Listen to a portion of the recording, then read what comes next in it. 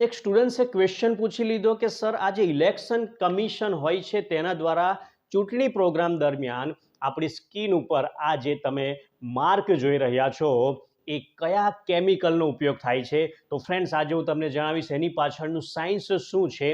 તો આ જે કેમિકલ વપરાય છે તે ઇંકમાં AgNO3નું દ્રાવણ વપરાય છે, સિલ્વર નાઇટ્રેટ, અને લગભગ તેનું કન્સન્ટ્રેશન 14% લઈને 18% સુધી રાખવામાં આવે છે. આ ઇંકનું પ્રોડક્શન ગવર્મેન્ટ દ્વારા જ થાય છે. કર્ણાટકની અંદર હું તમને જણાવું કે Mysore paint and varnish limited દ્વારા આ ઇંકને પ્રોડ્યુસ કરવામાં આવે છે.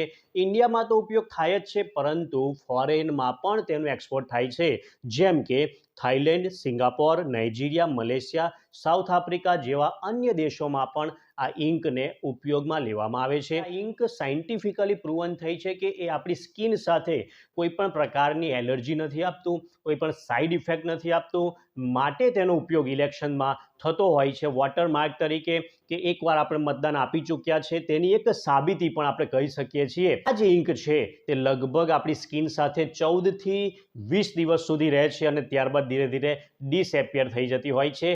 જો તમને આ માહિતી પસંદ પડી હોય તો આ તમારા ફ્રેન્ડ સાથે પણ ચોક્કસ શેર કરજો. Thank you very much.